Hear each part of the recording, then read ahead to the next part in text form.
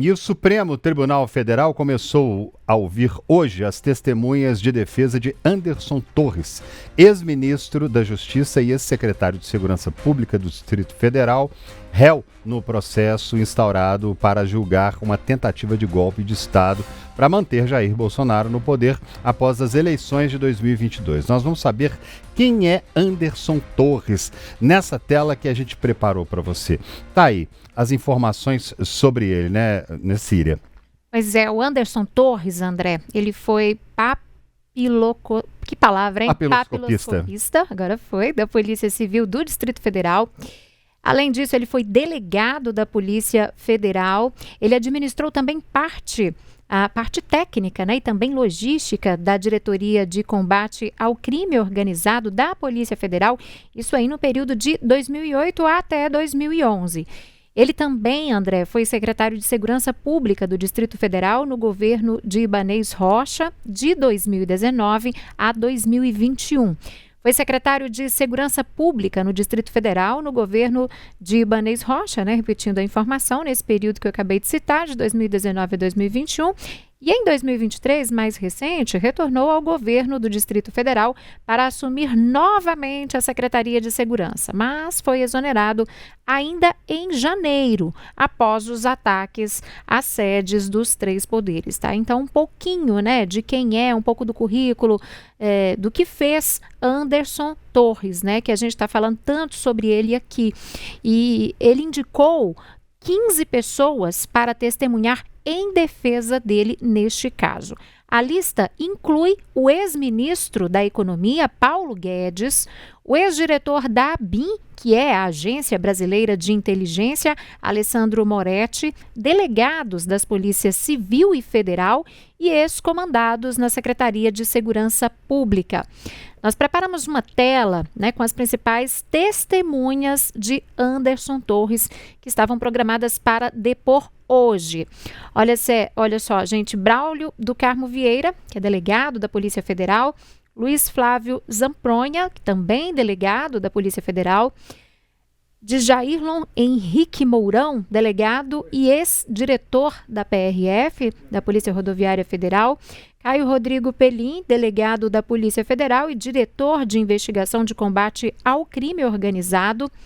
Também integra essa lista Saulo Moura da Cunha, que é ex-diretor da ABIN, Márcio Nunes, delegado e ex-diretor geral da Polícia Federal, Alessandro Moretti, também delegado da Polícia Federal, Marcos Paulo Cardoso, também delegado da PF, Victor Veiga Godoy, que é ex-ministro da Educação do governo de Bolsonaro, Cíntia Queiroz de Castro, coronel da Polícia Militar do Distrito Federal, né? A gente separou alguns dos nomes, portanto, dessas testemunhas que integram esta lista de pessoas aí que vão depor, já falaram hoje, né, a favor, portanto, de Anderson Torres. André. O ex-ministro é um dos 8 acusados de integrar o núcleo 1 da trama golpista, que seria responsável pelas principais ações de ruptura institucionais, segundo as denúncias da Procuradoria-Geral da República.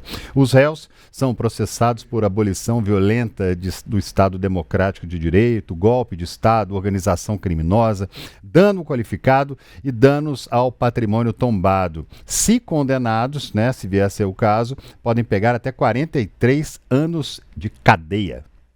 Bom, e para falar mais sobre este assunto, nós vamos conversar agora com Guilherme Feliciano. Ele é doutor em Direito Penal, professor da USP e juiz titular da Primeira Vara de Taubaté. Em primeiro lugar, nós gostaríamos que o senhor fizesse uma breve análise, né, da situação hoje do ex-ministro Anderson Torres. Qual que é a avaliação que o senhor faz das chances dessas testemunhas, né, que foram designadas aí para defendê-lo, alcançarem, de certa forma, algum objetivo prático? Boa noite, é um prazer tê-lo aqui conosco. Boa noite, o prazer é todo meu de retornar a esse espaço e mais uma vez conversar com vocês, com os telespectadores deste programa. Então, muito obrigado pelo convite, André, Síria. Em relação a essa questão, André, eu começaria pontuando o seguinte. Nós estamos falando de um ex-ministro, né, Dr. Anderson Torres, que, segundo a Procuradoria-Geral da República, está diretamente envolvido no chamado núcleo número 1 desta trama dita golpista, antidemocrática, que agora está em julgamento nesta ação penal. Estamos falando da AP 2668, e no caso do ex-ministro Anderson Torres, as imputações são de tentativa de abolição violenta do Estado Democrático de Direito, tentativa de golpe de Estado, participação em organização criminosa, dano qualificado e deterioração do patrimônio tombado, na perspectiva de que ele teria participação direta, inclusive nos atos que aconteceram no próprio dia fatídico em que houve a invasão dos prédios do Poder Legislativo e do Poder Judiciário aqui no Distrito Federal. O que há de mais evidente neste momento é que, essencialmente, o ex-ministro Anderson Torres alega que não teve envolvimento direto nestas ações golpistas. Ele diz, por exemplo, que, de concreto, ele apenas leu recomendações técnicas em uma live com o então presidente Jair Bolsonaro. E nessa linha, isso já foi dito pela Síria, ele inclui como suas testemunhas diversas figuras, algumas eminentes, autoridades do governo anterior, como o ex-ministro Paulo Guedes, Bruno Bianco, o general Gustavo Dutra, e por aí vai. Vocês mesmos referiram outros tantos. O fato destas testemunhas terem, digamos, este relevo na perspectiva da República e de serem tantas, deve influir no resultado final desta ação penal, lembrando que agora já não estamos mais discutindo admissibilidade, agora estamos discutindo mesmo materialidade e culpabilidade, ou seja, agora caminhamos na direção de uma sentença, neste caso de um acórdão final de mérito, que irá condenar ou absolver Anderson Torres destas imputações todas, inclusive poderá condená-lo em relação a algumas dessas imputações que eu mencionei e poderá absolvê-lo em relação a outras, lembrando sempre que a PGR o considera, repito, uma parte central, um elemento central na articulação golpista. Bom, de novo, qual é a eficácia em tese das falas destas testemunhas? Não é incomum, e agora pensando em termos gerais no processo penal, que a presença de altos funcionários, inclusive de ex-ministros, traga uma maior visibilidade ao caso e, de alguma maneira, possa reforçar a estratégia da defesa. Mas, em se tratando deste caso específico, dos atos antidemocráticos de janeiro, que estão agora sob análise do Supremo, e considerando-se que nós estamos falando exatamente do Supremo Tribunal Federal, que, digamos, não se impressiona tão facilmente com o fato de haver ali como testemunhas ou como réus autoridades da República ou ex-autoridades da República, isto me leva a crer que o fato de estarmos diante dessas testemunhas não terá um grande impacto no julgamento, ainda mais porque, repito, estamos falando dos atos antidemocráticos de janeiro, 8 de janeiro de 2023, que exatamente se deram, este é o objeto da própria denúncia, para manter no poder o então presidente Jair Bolsonaro e, portanto, em larga medida, manter no poder essas próprias autoridades, algumas das quais serão ouvidas. Não necessariamente elas teriam um papel a cumprir ou um cargo a ocupar se eventualmente o governo vencido nas eleições, o candidato vencido nas eleições fosse devolvido ao Planalto, mas de todo modo seriam pessoas alinhadas, com este personagem que agora seria restituído ao poder. Então, é claro que, de alguma maneira, a fala dessas testemunhas nesse contexto acaba, inclusive, perdendo um pouco do seu valor, digo, em termos de juízo de prova, não é? Porque há, de alguma maneira, um interesse de que, evidentemente, se reconheça idoneidade e legitimidade ao governo anterior. E um ex-presidente que, de alguma forma, se envolve em uma tentativa de golpe de Estado, de abolição violenta do Estado Democrático de Direito, etc., obviamente perde em respeitabilidade, perde em dignidade e acaba levando este manto negativo para todos os que estavam com ele. Certo, doutor. Daí porque, repito, acho que neste caso o impacto é até menor. E só me permita mais isso, André. Também me parece que, em larga medida, eles não terão um conhecimento tão profundo sobre o envolvimento pessoal do próprio Anderson Torres com estes atos, porque basicamente eram, por assim dizer, colegas de trabalho. O máximo que talvez possam dizer é que, primeiro, não houve a tentativa de golpe, e aí vão basicamente se somar a narrativa de que tivemos apenas a lebradeira, apenas atos de destruição patrimonial, mas não efetivamente uma tentativa de golpe, ou mais do que isso, as chamadas testemunhas de abonação, ou seja, testemunhas que vão dizer apenas que o Anderson Torres é uma pessoa, enfim, afinada com os valores da República, é um bom cidadão, etc. O Supremo Tribunal Federal, quero crer, não terá muito peso. E agora, doutor, ainda mais que a gente tem um agravante aí no caso dele, que de acordo com as investigações, a chamada minuta do golpe, ou o plano para o golpe, um plano muito elaborado, inclusive com muitos detalhes, foi encontrado, de acordo com os investigadores lá da Polícia Federal, na casa dele. O senhor acha, como é que o senhor vê agora, com a experiência que o senhor tem, pelo andar da carruagem aí, nos próximos passos, a gente tem aparentemente uma tentativa de diminuir os danos ou de tentar livrar um ou outro suspeito, agora indiciado aí, de uma prisão mesmo, ou as defesas já estão agindo para diminuir danos daqui para frente? Eu acho, André, que na verdade as defesas trabalham com as duas estratégias, Num primeiro front, afastar a ideia de que houve de fato atos golpistas, de tentativa de golpe de Estado, de abolição do Estado Democrático de Direito, etc.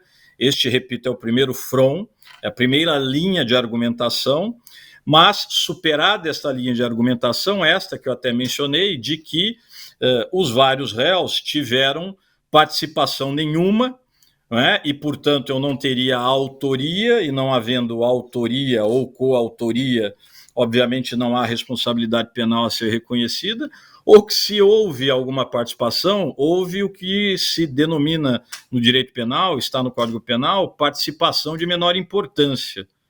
E a participação de menor importância sempre implica em aplicação de uma pena menor, uma pena que, inclusive, pode ter início de cumprimento em regime semiaberto ou até em regime aberto.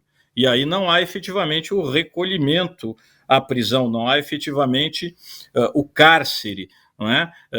E é claro que, volto a dizer, a estratégia da defesa é sempre caminhar do que mais atende ao cliente, que seria, na verdade, afastar a própria configuração desses crimes, e não em relação a um, mas em relação a todos, não é? Até, digamos, a contenção de danos, que é o que você disse, que seria, bom, ainda que, por exemplo, o ex-presidente da República seja condenado, Este réu específico ali teve uma participação menor, e tendo uma participação menor ou não tendo participação nenhuma, se participação nenhuma for o caso, não haverá pena, e se houve uma participação de menor importância, haverá uma pena menor. É claro que eles estão, sim, trabalhando com esta ideia. A dosimetria das penas, né, tem sido relativamente elevada, né? Mas, na verdade, não é apenas aquilo que geralmente aparece nesta mídia, digamos, mais afinada com a ideia de anistia e mais simpática ao ex-presidente da República. Nem todas as penas que estão sendo aplicadas são penas de 17 anos, né? As penas têm variado de 3 a 17 anos e tem havido, inclusive, absolvições. Agora, com tantos crimes, como eu mencionei, é claro que se você soma as penas, mesmo sendo penas mínimas, eu acabo chegando a penas altas no final, especialmente se eu considero um instituto de direito penal que se chama concurso material de crimes, ou seja, crimes distintos praticados pelo mesmo autor, no mesmo contexto, mas com condutas distintas. E aí, diz o Código Penal, somam-se as penas. Seria diferente se vencesse, em algum caso específico, a tese de um concurso formal de crimes. O autor pratica uma única conduta e, com ela, atinge diferentes objetividades jurídicas. Portanto, pratica 2 ou mais crimes com uma única conduta, mas aí a pena é menor. Você aplica a pena relativa ao crime mais grave e apenas uma causa de aumento. Não é? Ou ainda a ideia de subsunção, que é um outro conceito de direito penal, que seria o seguinte: o crime mais grave absorve o crime menos grave na medida em que sejam condutas convergentes que afetam o mesmo bem jurídico protegido pelo direito penal. Só que o que eu tenho visto é que as defesas não têm trabalhado exatamente com estas ideias. Então, a lógica, repito, vai ser mesmo a da soma de penas. Agora, doutor, o senhor vê possibilidade ainda da finalização de todo esse processo que está sendo cuidado aí pela primeira turma do STF ainda este ano? Essa é uma outra questão. A última vez que eu estive aqui com vocês, e isto foi à altura exatamente da admissibilidade da denúncia síria, essa mesma pergunta foi dita e eu falei que a minha perspectiva é que talvez até setembro, outubro, nós tivéssemos já as primeiras decisões de mérito, né, ou condenações, ou absolvições, etc. Agora, digamos que nós podemos dizer isto, ou dizer outra coisa, enfim, mas até com mais elementos. Não é? Mas eu diria que, de um modo geral, nós estamos colhendo as oitivas das testemunhas da defesa. Nós vamos ter ainda alguns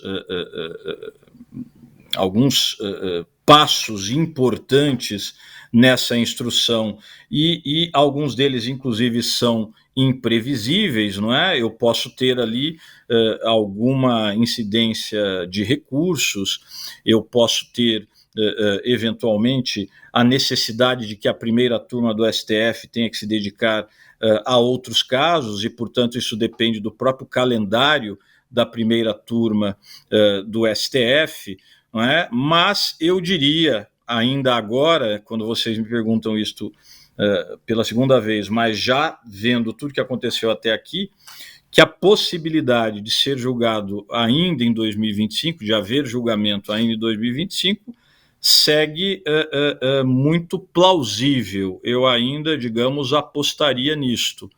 Né? Mas tudo vai depender, repito, de como o julgamento avançará, de como a instrução avançará nos próximos meses e, mais uma vez, dos incidentes que sejam ou não criados e do próprio calendário da primeira turma. Mas eu ainda acredito que nós tenhamos, sim, as decisões, talvez ali entre outubro, novembro de 2025. Mas tudo isso é especulação, né? Não há como saber ao certo.